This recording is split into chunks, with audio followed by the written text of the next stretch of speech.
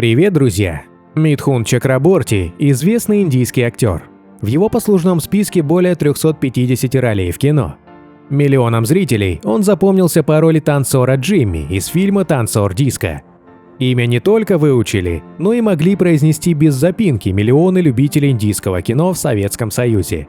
Но для начала подписывайтесь на канал, не забывайте ставить лайк, а мы расскажем, как живет Митхун Чакраборти и сколько он зарабатывает.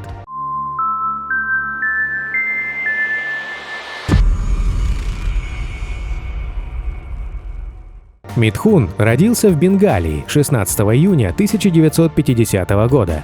Известно, что в молодости он участвовал в леворадикальном движении, борющемся против центральной власти. Ему повезло, он не попал в тюрьму, подобно многим своим соратникам. Но отец все же отослал его в Бомбей к дяде, подальше от греха. Бомбей – столица Болливуда.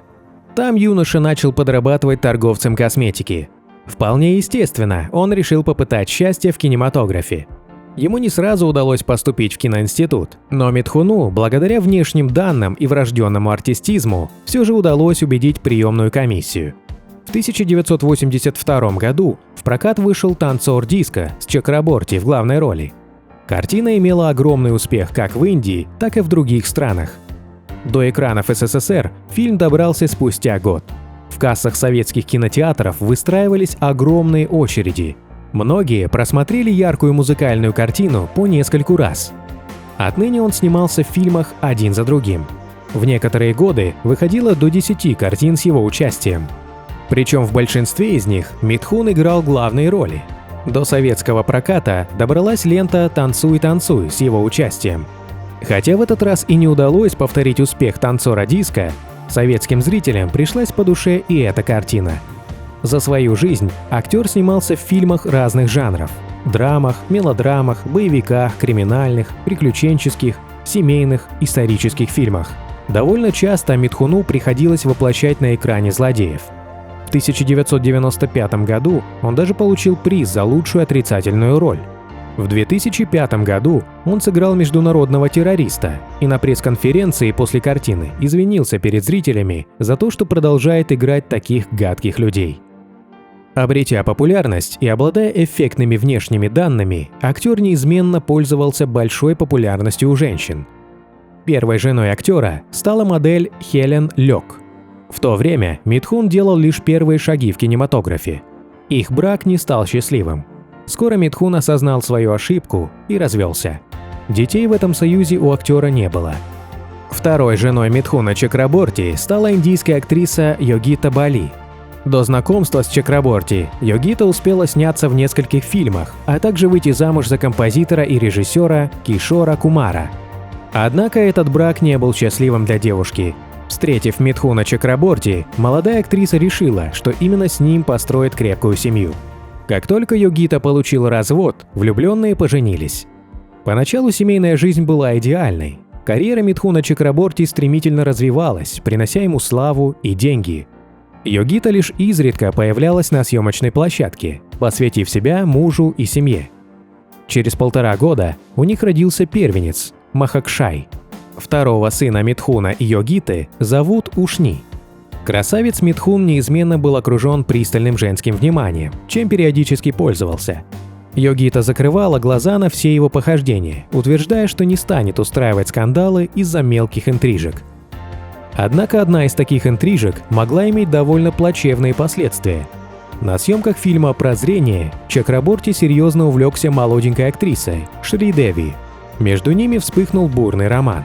Когда Йогита узнала об этом, то решила покончить с собой. Но ее вовремя спасли.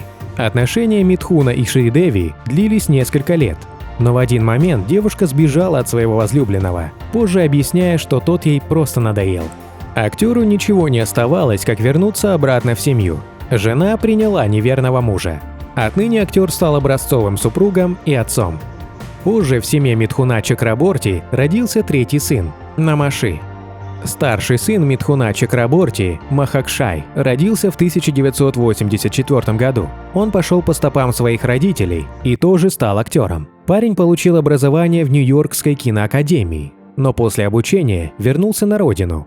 Он снялся в нескольких кинолентах, наиболее известными среди которых являются фильмы «Джимми» и «Призраки». Второй сын актера, Ушни, также связал свою жизнь с кинематографом. Однако его привлекла не актерская профессия, а процесс создания фильмов. Мужчина стал режиссером и сценаристом. Младший сын Митхуна Чакраборти, Намаши, родился в 1992 году.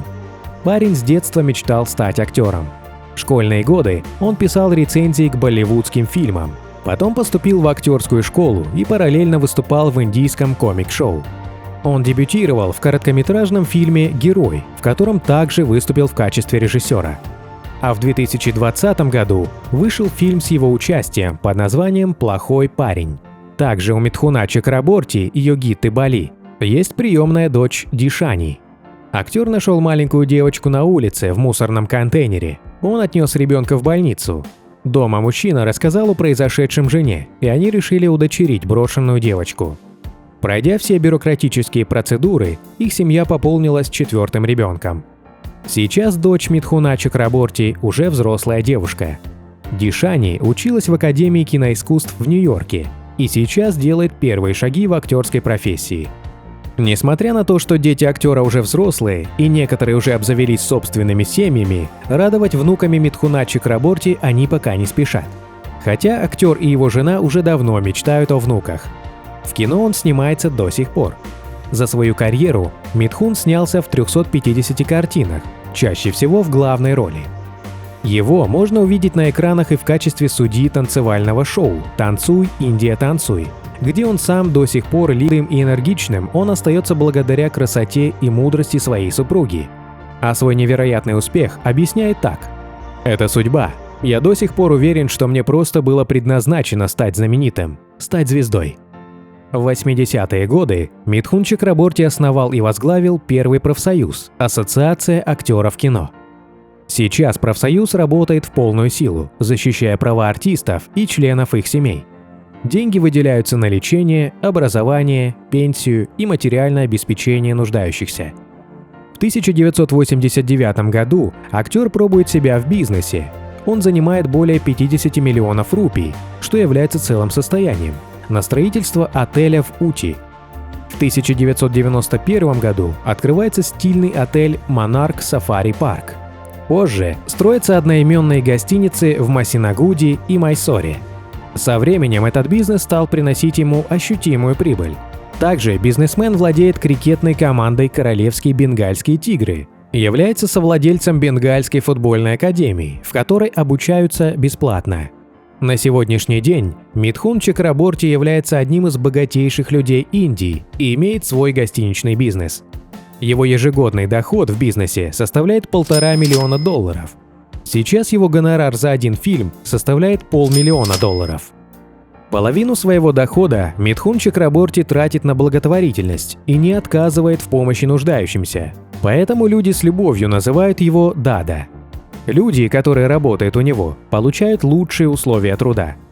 В 1993 году он отдал свой денежный приз национальной кинопремии на образование мальчика бедной женщины. Митхун систематически выделяет деньги на лечение онкологических больных. Он оказывал активное содействие в открытии клиники по трансплантации почек в Бенгалии. Гонорар какой публичной личности вы хотите узнать? Свои пожелания оставляйте в комментариях. Переходите на другие ролики нашего канала, подписывайтесь, нажимайте на колокольчик. До скорых встреч, пока!